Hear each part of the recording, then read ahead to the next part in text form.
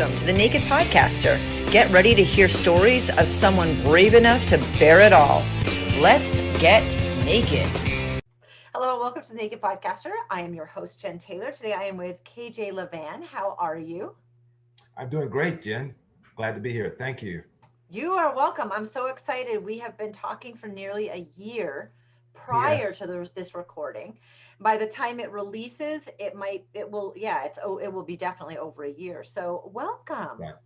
Yes. Thank you so much. I like you said, it's been a few delays in scheduling, but we are here. So glad to be here. Excited. Absolutely. Yes. Absolutely.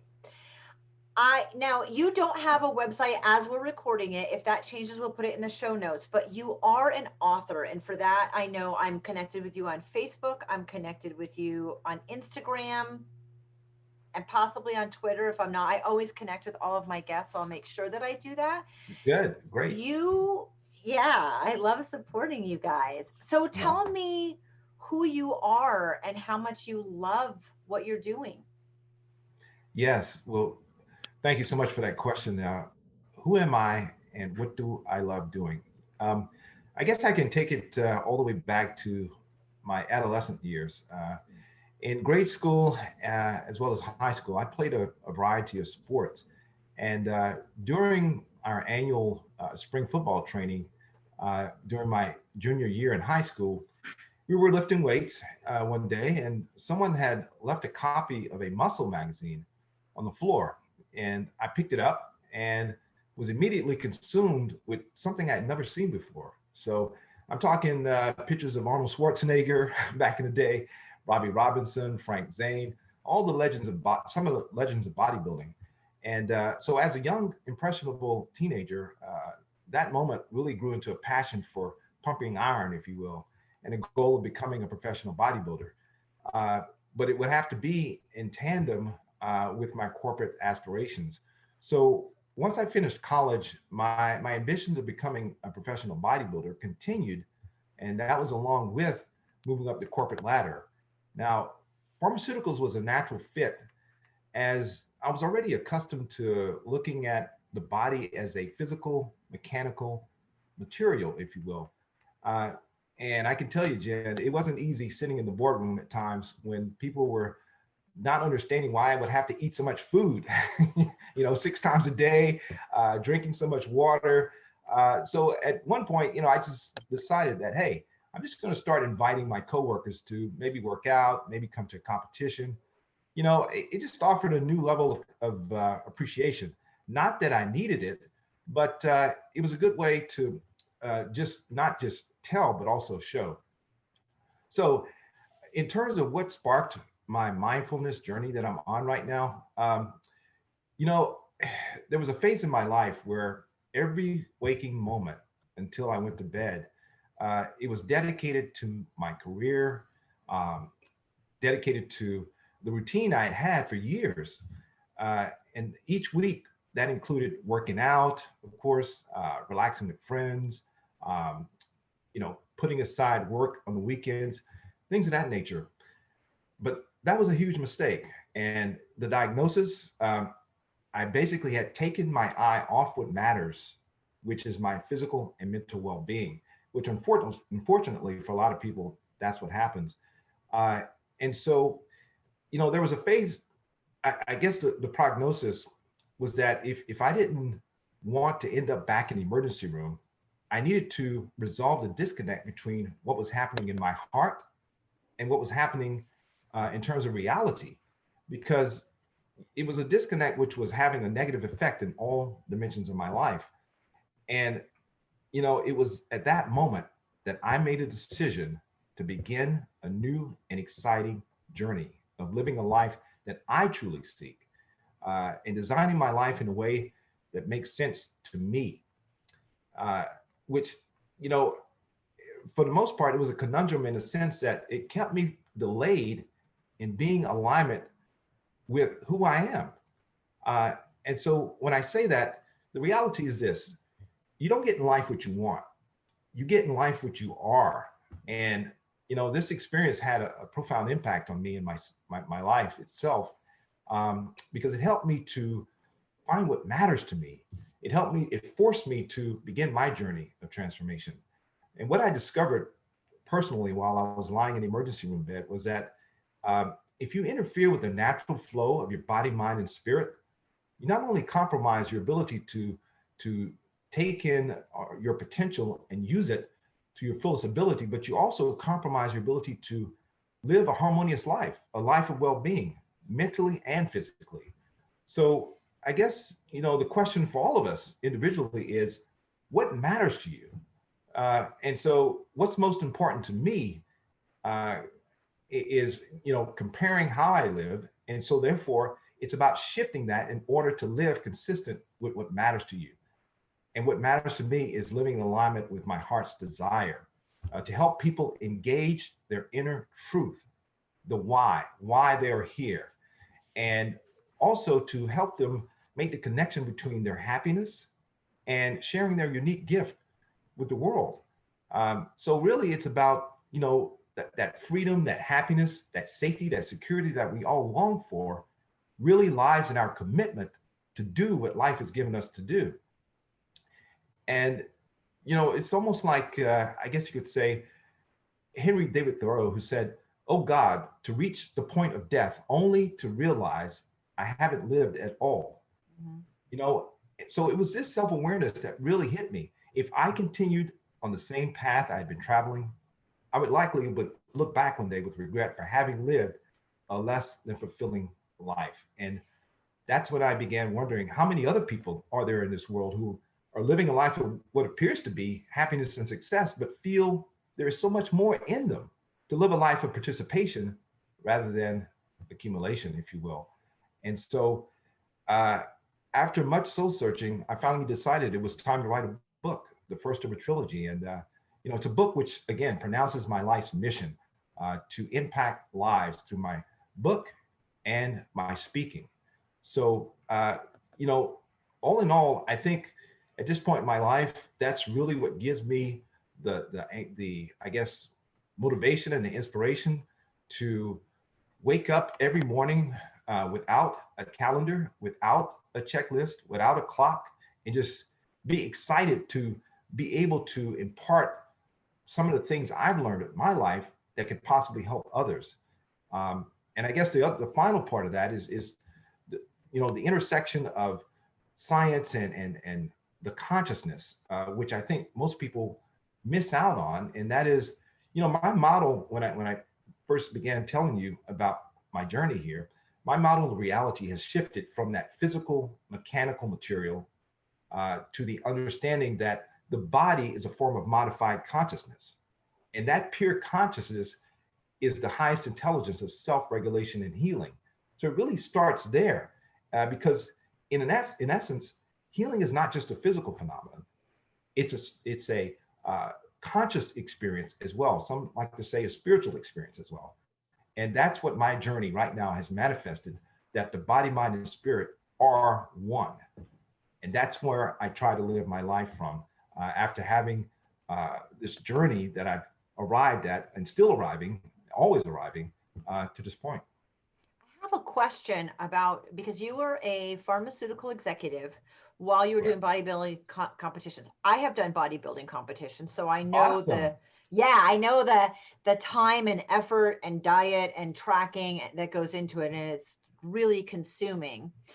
How how did those two go together? Because I would think as a pharmaceutical exec, what you were asking people or promoting people to take in pharmaceutical industry didn't Yes. align with your physical values. Am I correct? I mean, how Yeah, hard? I could not push something. I'm trying to think of a of a prescription.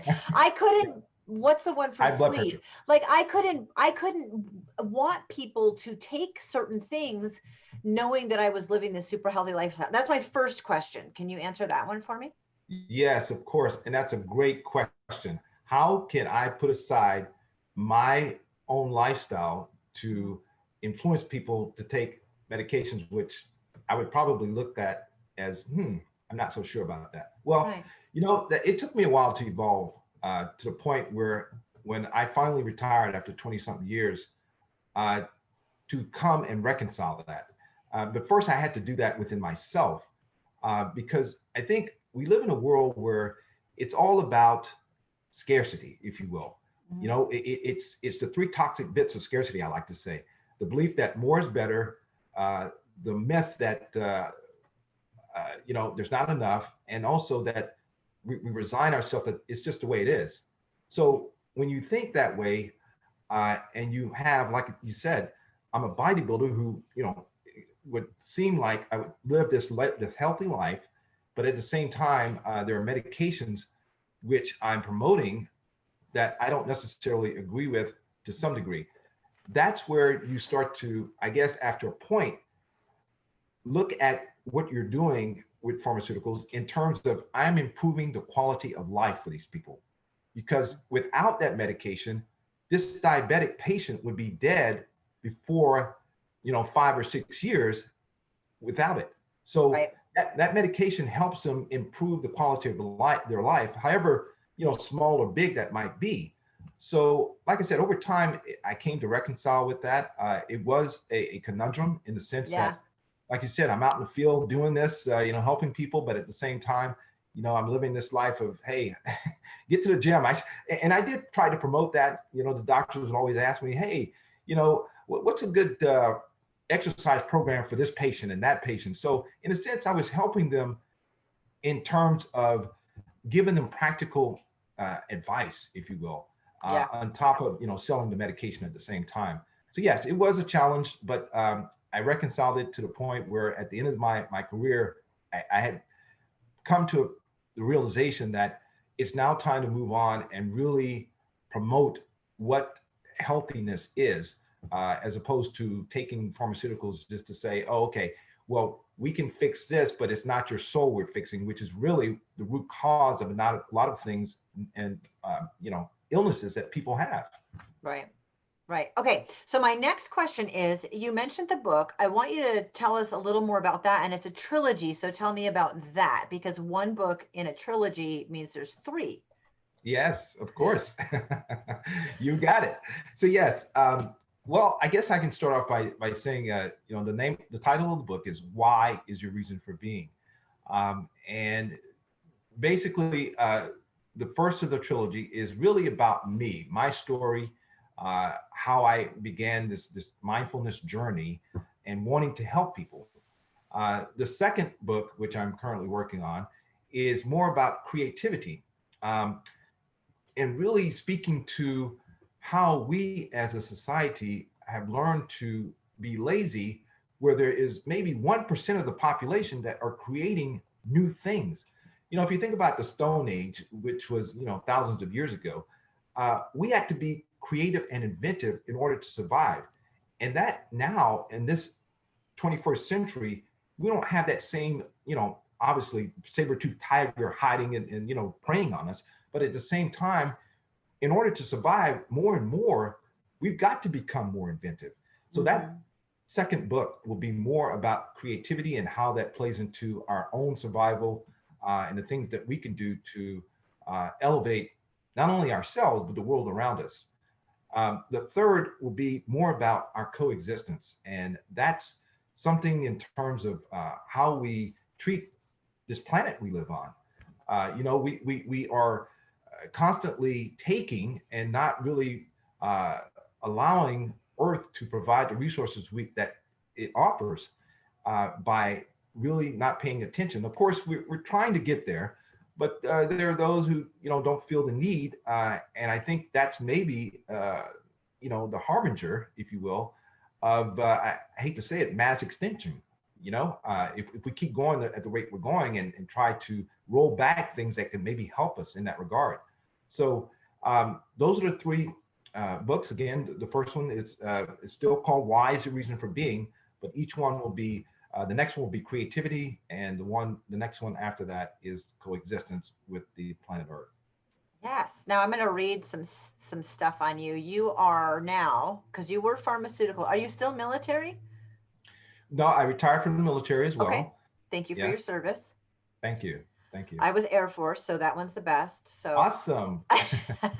Man, we've got some similar tracks there, huh? I yeah, like yeah, that. yeah. Okay, so you say you are a behavioral change expert, executive coach, and creator of the GROW method, which Yes. is trademarks. You partner with corporations to elevate employee well-being and engagement by teaching inner skill development.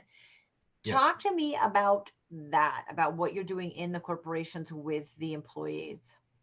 Yes. So these days, and it's fortunate that companies have come to realize that mindfulness does play a role in the workplace, particularly when you talk about inner skills such as productivity, creativity, and ultimately happiness. I mean, can you imagine people showing up to work every day, which a lot of them do, not being happy? I mean, Monday morning rolls around and they're sick all of a sudden, because of the toxic environment that they work in, or they're not doing their passion.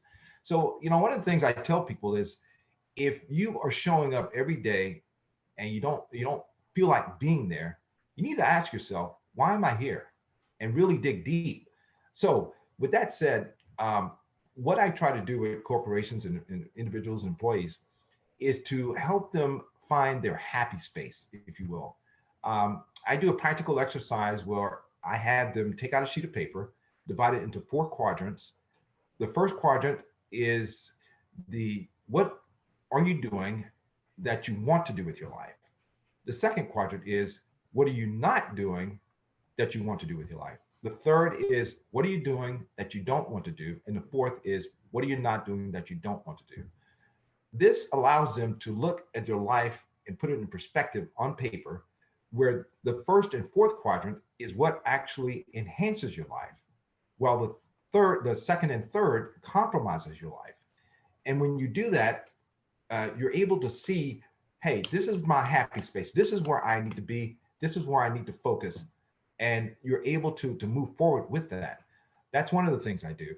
With the GROW method, it's more about, again, building inner strengths, because the inner strengths that we have, they're not built in the brain, they're built out of the brain. So in other words, if you want to feel more confident, you want to experience more accomplishment or coping. If you want to have a more loving heart, practice more moments of compassion and kindness for others. So how do you do that? Well, the first uh, I guess, obstacle, if you will, is this hardwired negativity bias we have in our brain. And that comes thanks to our ancestors, they had to remember these bad things in order to survive, because they had to always be on the lookout. So that is part of us. So what we can do is to what I offer, incorporate the GROW method, where G is for gain a good experience. Think about a time where, or a person or a pet, someone in your past, or someone in your life right now who makes you feel good, who cares about you. Okay. And you're trying to imagine or have an idea as well as a memory of that person. You want that to become a feeling. Okay. That's the first thing, gain a good experience. The second thing is reinforce it. Okay. Now, this is kind of a critical mass of time, uh, a threshold, if you will, because things have to last long enough in our experience in order to shift from the short-term memory buffer to the long-term storage. And that includes emotional learning. Okay. Then the next thing is, while you're doing that, you can feel this experience, this good feeling sinking into you. And that's where I call, again, mindfulness. You're being mindful, you're being aware. And so as it's sinking into you, feeling loved, you're sinking into it. And then that's occupied. You're occupying it. And then W, the last part of that, is where you are associating the positive with the negative. Because remember, we are hardwired with the negativity. So you Mm-hmm. want to associate the positive with the negative. And eventually, what you get is, if you stay with it long enough and strong enough, you have a situation where the positive moves into the negative to soothe it, to ease it, and gradually replace it. Now, I'm not saying this is a magic pill and it doesn't happen overnight. This is a process that I've used over the years to where I said, aha, this is it. This is how I can move my life forward in order to grow, to heal pain, old suffering for children, adults, students, professors, anyone. So that's what I try to do for corporations in helping them uh, create happier, more productive, more creative employees. Well, people work much harder and much better when they're happier, and that's proven. I love the science behind that. So Yes. it's a great investment for corporations to spend on figuring out how they can do that, whether it's in the corporation or outside of the corporation. I want Yes. to give a shout out because you received your book, Why is Your Reason for Being, received endorsement from Deepak Chopra. Yes. Yes. Yes. Yay! Like, Yeah. how cool is that? How cool is that? Right. Exactly. I couldn't believe it. It's a story that a lot of people ask me about. Well, how did you do that? I mean, you know, well, before I began my journey, or as I started to write this first book, I had a friend who, was kind of helping me along. And I was like, if I could find somebody to endorse my book, that would be great. I asked some, other high profile individuals who kind of like, brushed me off. I won't say any names, but uh, she said, why don't you try Deepak Chopra? I was like, Deepak Chopra? Who is that? Oh, I had no my idea. gosh, you're killing me. Yeah, I had no idea. So I said, okay, let me check him out. So I go online, and as you probably know, he does a lot of things on social media, YouTube, and all that. And so I started listening and watching his videos. I'm like, wow, this is really He's a pretty speaking to me. big deal, yeah. Yeah. I was like, wow, this guy is huge.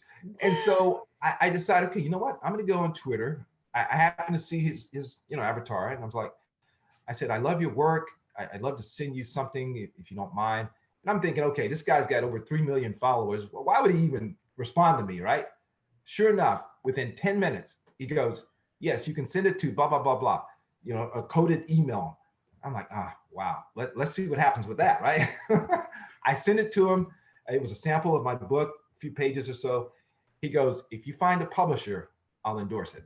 Now, mind you, it took 5 years to get there, but at the Right. fifth year, we developed a relationship. We conversed from time to time, but yeah, it was a situation where it was a happenstance, and like I said, it was great to have someone like him endorse my book, which validates this journey I'm on for me, you Right. know, and knowing that this is what I'm supposed to do. Well, I thought it was amazing, and that's fantastic. I want to go back in time now. Let's go back to you. You mentioned emergency rooms and heart. So take us back to wherever you want to start the journey about your life. I know in high school you said you saw, I mean, Arnold, come on. I Yeah, remember I was born in 1970, so I yeah. know, I know. So tell me your journey, where you came from and what your struggles were. Well, I grew up in a very stable home, which I was fortunate to have. And my parents are still alive. I'm blessed for that. They've been married for 60 years. Yeah. And Yay! they only fight on Sunday. No, I'm kidding. Okay, all right. I mean, you should, I'm a firm believer in scheduling everything, so that works for me. So that's good. Yeah, there you How go.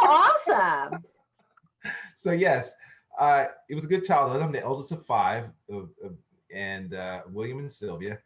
Um, like I said, we were very it's a very stable home. Although there are things that I look back now and kind of have some anxiety about, particularly with my dad. He was always pushing us to get an A in school. So Mhm. it was hard when I was into grade school, where I would bring home uh, what back then was called NI, needs improvement, all over my Yeah. report card. And that was just, something that being the eldest one, uh, I felt bad about, because I knew how hard my parents, they woke up every morning, 4 a.m. Before they saw us off to school, they were off to work. And so uh, that kind of, made me feel less confident about myself. Mhm. Uh, at that young age, I already knew and felt bad that I wasn't making my parents proud. So It took some time. And by the time I got to the eighth grade, though, I found my place in terms of my confidence in getting better grades. I started uh, getting better grades because I was focused on, well, it's not necessarily what your parents want, it's how you want to be perceived. So I started studying harder, and lo and behold, I graduated from high school as a salutatorian at a Oh, 3.87. nice. Yes, I brought my grades up. My confidence started to build. Of course, there was a lot of room still to go, but that started my journey of transformation, if you will, in that respect of how I started to see myself and the potential I had within me. And of course, that carried over. Um, and I guess, I can tell you a story about being in ROTC, and you probably know a few stories yourself when it comes to ROTC, but um, there was this ceremony, annual ceremony that we have, and I was the S1. In other words, I was, the administrator, if you will. And each event, I would be the MC. And so we had this big annual event coming up. Here I am, 19 years old, uh, never really comfortable being in front of people and speaking to an audience. I was completely nervous, a wreck, but I continued to practice and prepare, and because there was going to be dignitaries like the general from one of the bases in Louisiana, the mayor, the president of the university, big names that could help me move my career forward, if you will. So the day came, I got on stage, and lo and behold, I blew it away. And that was another milestone for me in knowing and understanding my potential. Um, and it was funny because one of the staff sergeants, Cadet Cadre, he came up to me and says, "Cadet Lavan, I didn't think you had it in you." So, like, wow, I didn't either, if you really want to know. But so, those kinds of experiences with the grades and with ROTC really kept me moving forward and understanding who I am and what potential I have. And there's still a lot of work to do, but from that point, it's been a long, long road and still is. So, um, that's really what I think at this point uh, has my dad not understanding why it is that now that I'm retired, I'm focused on this mind body thing and helping people. His thing is, and I don't fault him. I mean, I understand. He was a great provider. He always made sure we had what we needed. But it's all about the society we live in. It's about having. How many Right. houses you have, how many cars you have, how many degrees and all this other stuff. So we clash it, to the point of sometimes we don't talk. It's bothersome to some point, but then again, I think he understands, even though he won't communicate, where I am in my life right now. So sometimes it can be a struggle between he and I. My mom, hey, she's all for whatever turns you on, go for it, So What that's did that's. you learn that helped you get better grades? What was the switch in that? I think it was more about confidence in who Hmm. I am. Just being the eldest. It's kind of like you don't have anybody to draw on to look as an example, other than your parents, of course, Right. which are great models. Believe me, they're hardworking, have always been well respected in the community. But it was just finding my rhythm, my feeling that I can do this. And it was just at the moment that I don't think I planned to make honor roll, but that semester, or that whatever we called it back then, Yep. I came home with A's and B's, and I'm like, wow, I made A's and B's. And it's like, wait a minute, if I did it then, I could do it again, Hmm. and so it went from there. That's Yeah. great. So it was just a matter of doing well at something, getting the confidence to know that you could, and then spring that on. But that was kind of the same thing with the speaking too, right? It's Yes. it's doing it even though you don't feel like you're going to be good at it, realizing I that was okay. I did well Yes. at that. And then the confidence spring because now you are a speaker, so it's like Yes. less of a Yes. big deal. Okay. So small wins, people. It's the small wins. Take those small Yes. wins. I'm telling you. No doubt. What happened also in high school? So you were salutatorian, which is a great accomplishment, but Thank you. also that's when you found the magazine, right? For bodybuilding. How did that Yeah. shift you? Because you're in ROTC, you're doing really well in school, you're gaining confidence. Somewhere in there, you did the public speaking through RO, and then you're doing the bodybuilding. How did that play in? Yes. So the bodybuilding was kind of a tie-in. Like I said, I was always a sports jock, if you will. I played basketball, football, track, baseball, Mhm. everything. And at that point that we were doing that annual spring training, where I just happened to notice this muscle magazine that, like I said, I'd never seen anything like it. It's like I was just mesmerized. Uh, I'll tell you a story here, and it was that trek of where I, went from to being a professional bodybuilder started one night when I happened to be out with one of my high school buddies, and we were at, this club, of course, like normal 17, 18-year-olds do, trying to get out and have some fun. And there were TVs back then when obviously there was no flat screen, but Yeah. TVs everywhere in the club. And I happened to look up, and mind you, there was tons of beautiful girls around and everything, and all of a sudden I found myself sitting and glued to the TV. You know what was on it? Pumping Iron. Arnold Yes. Schwarzenegger.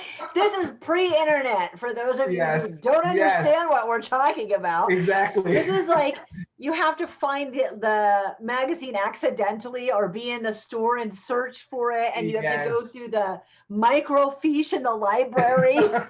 Like, this is what we're talking about. Yes, we're talking about way back. Not that way back, but Dinosaurs way back. were roaming.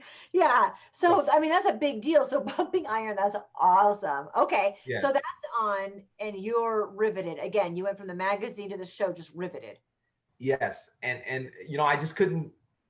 I was like, wow, this is amazing. How do you do this? What do you need to Mm-hmm. do? How do you start? And from that point on, I tell my dad, hey, Dad, I'm gonna go buy some weights.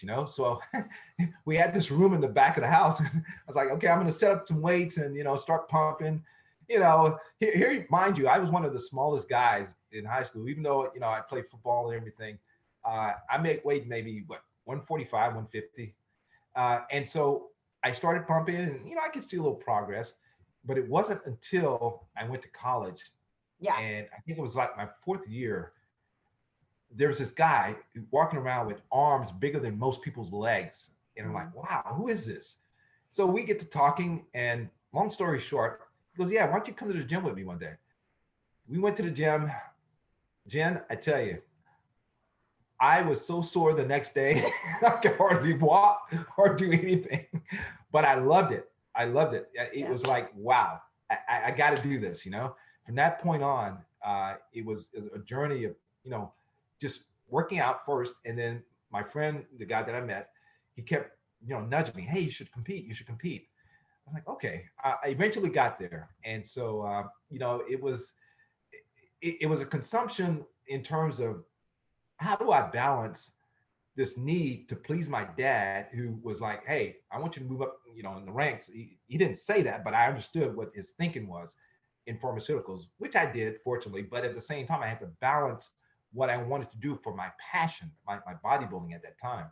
Uh, it wasn't easy. But the good thing was I figured out how to uh, get around the intricacies, if you will, of, always have your food prepared on a Sunday so that throughout the week, you got to go see doctors or hospitals and everything. You got your food already there. Mm-hmm. That's just one of the little nuances I had to incorporate in order Yeah. to, keep my passion alive. So, um, yeah, it evolved from that in terms of just competing and having the goal of becoming a professional, which I eventually did, although it was later in life because, like I said, I was focused on corporate world and really, having to, I guess, at a point, be so stressed out that I wasn't doing that anymore. And that's where I ended up in the emergency room Yeah. because I was so focused on moving up the corporate ladder uh, that the stress started, really exacerbating some of the things like one of the discs that I slipped when I was doing T-bar rows in the gym.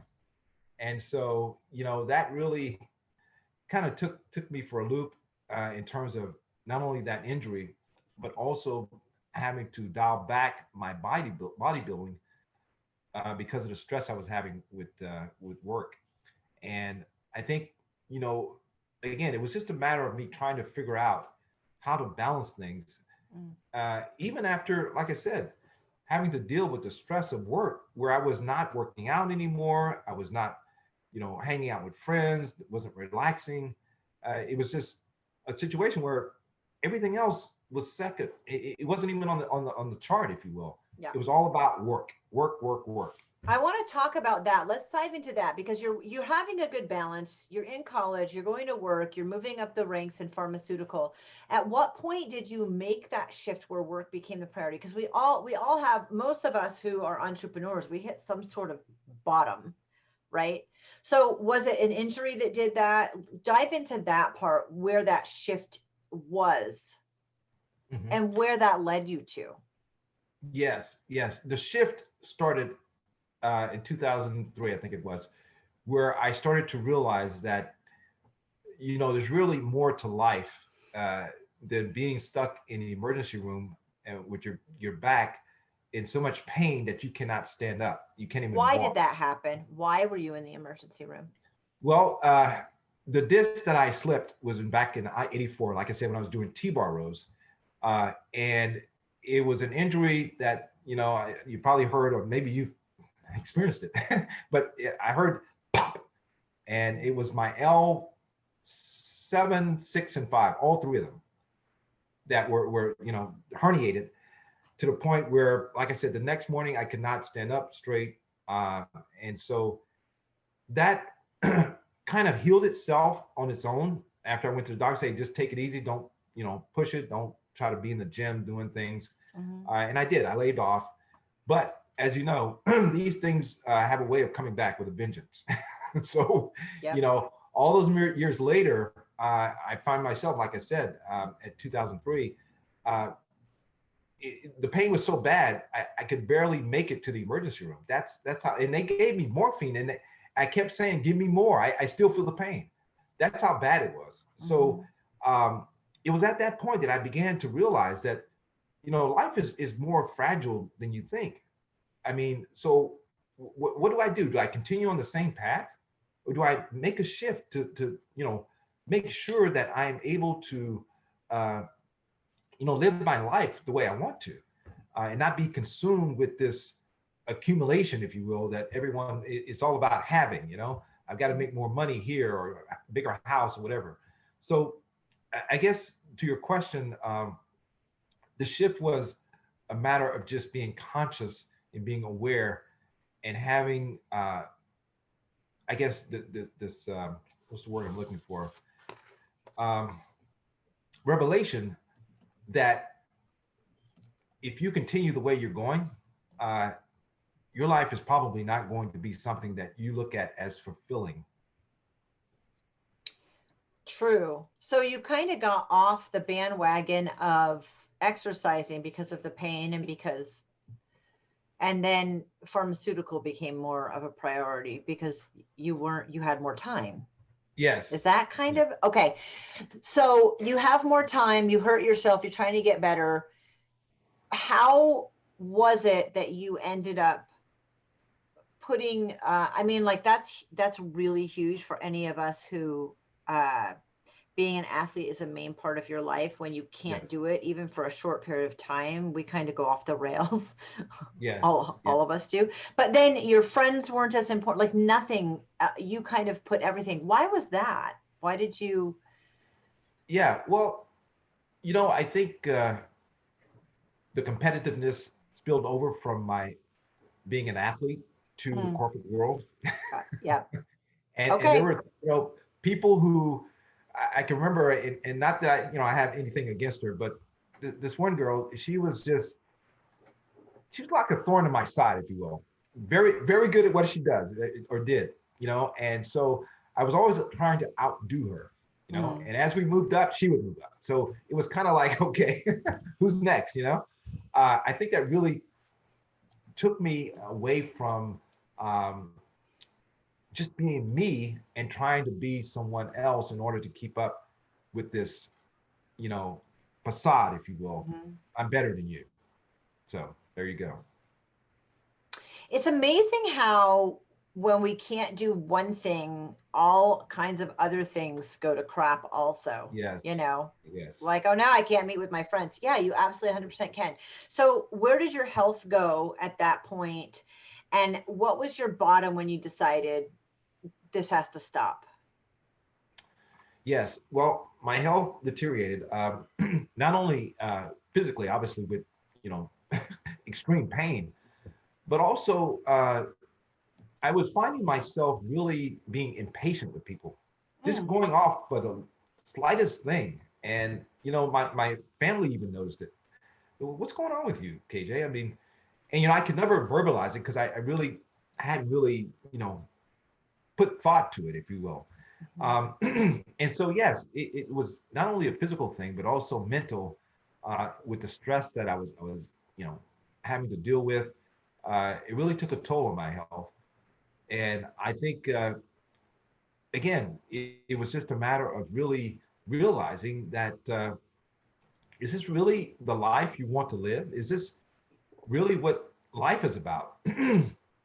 And like you said, it's when you are trying to focus on one thing, and you forget about all the other things, especially if it's part of you, who you are, your Yeah. passion. Which for me, it was working out and just being an athlete. I love, you know, what I call drip sweat. If I can't drip sweat while I'm working out, that's not good. So if I can't have those things that make me happy, um, then, you know, it's like, you know what, I need to change something here. Mhm. Now, granted, it wasn't an overnight change. It took a while because, you know, we had this fear of letting go. Again, back to scarcity. Well, what does that mean? That, you know, am I gonna, you know, not be able to buy that next big house and what Mm, have you? And I eventually came around to understanding and feeling that really, you know, if you're not feeling okay inside yourself, nothing outside will make you happy or make you feel satisfied. It really is about finding inner peace. And so the exact point I think came for me, uh, when I just decided I'm retiring and I'm going to do what makes me happy. Like I said, design my life in a way that makes me happy and makes sense to me. You know, and again, granted, I don't, you know, look down on people who have a job, but if that job is not serving you, if you're not happy, you need to do some soul searching. You really do, because it really is about what I feel. You know, I believe that the purpose of life is the expansion of happiness. That when you identify those things that bring the greatest joy to your life, then you're on the trail to discovering that inner truth, why you are here, your purpose. I 100%. How often do you find that people working in a corporation who are not happy are not in the job that's best suited for them? They could stay in the corporation, they could stay with the people, they have a belief in the value and the mission, but they're just displaced within that.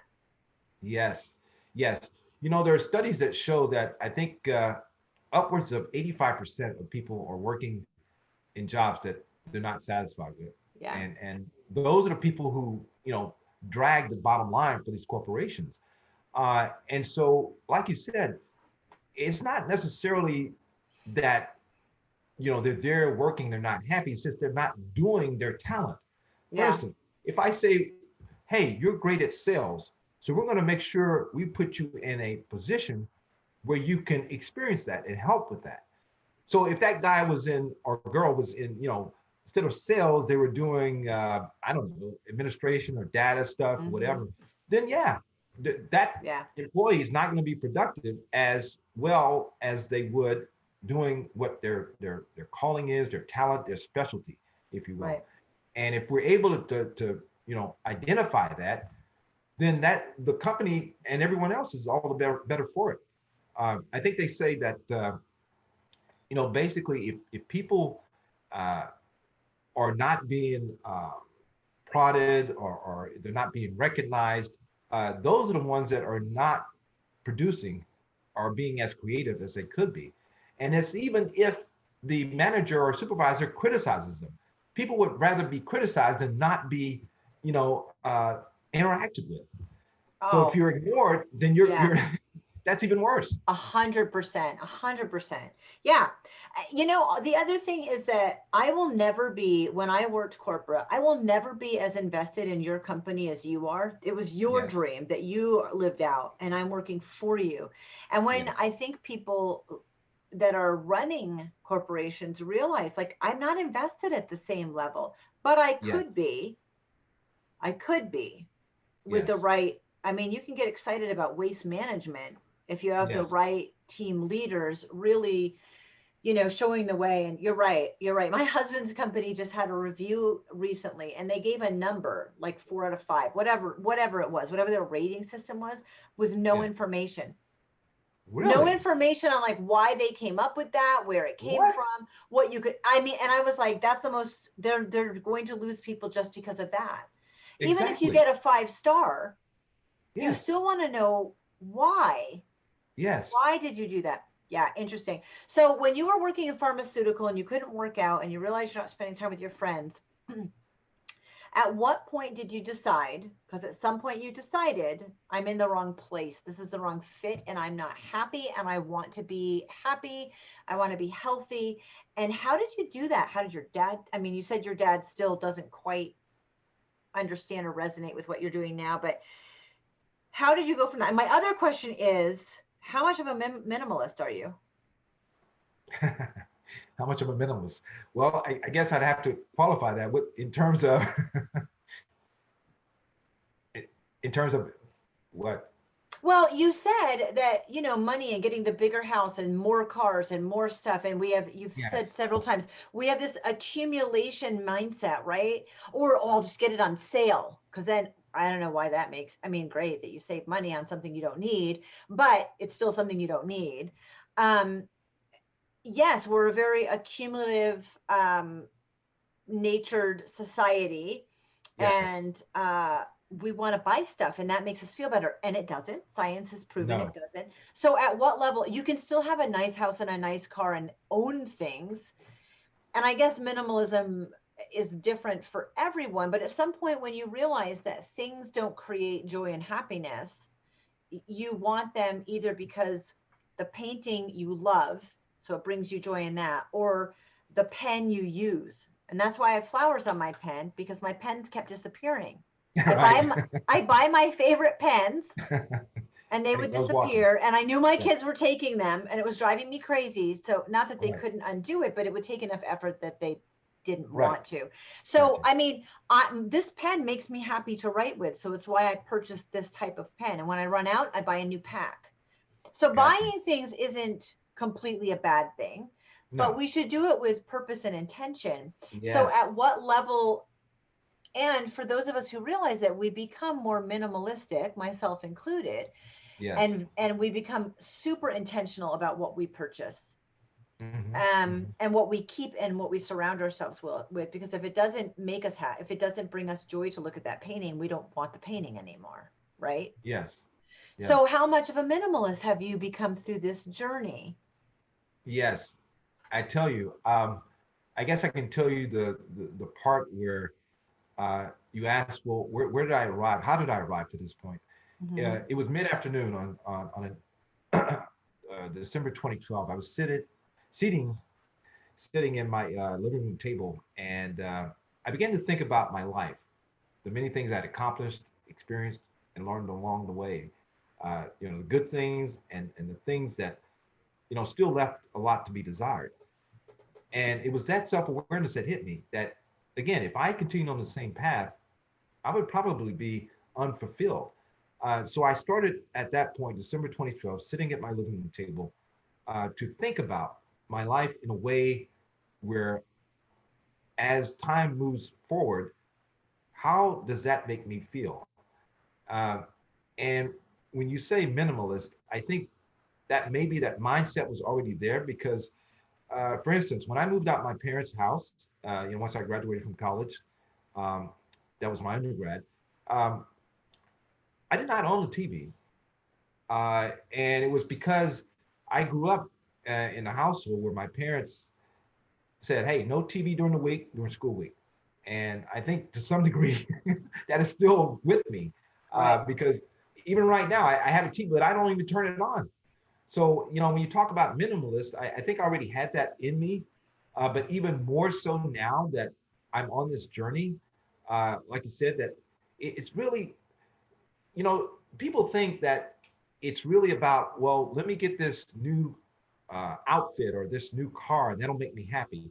The things that are external never will make you happy. Hmm. It's only self unhappiness. That's where unhappiness comes from. It's about dialing into your inner peace and finding who you are. And the way you do that is, again, you start to focus on where am I and where do I want to be? You set intentions, okay? A lot of people say, well, I'm going to set goals. I like to make a distinction between the two because goals are really what you want to accomplish and what you want to get or do. They're not bad, but the first thing you need to do is set intentions, okay? Because intentions is how you want to be. And when I say that, that's coming from your value system. What do you believe? What are your values? Because if they're not aligned with what it is that you want to accomplish, guess what? You're less likely to achieve them. And I always like to say one of the posts I did on Instagram around January 3rd of this year was that instead of setting goals, set intentions. Instead of what you want to achieve, consider how you want to feel. And the third Hmm. thing, uh, instead of equating success with what you have, equate success with a choice. For example, if you want to lose 12 pounds, uh, and equate that with, okay, I'm going to, in order to feel healthy, I'm going to start eating, good foods, and I'm going to move more, and so on and so forth. So there's a difference there. The intention is based on your beliefs and your values. That's where you need to start in order to move your life forward and have those things that make you happy. So at what point working did you decide, nope, I'm pulling the plug on this way of life and I'm going to do something different? And what did that look like? And how many people thought you were crazy?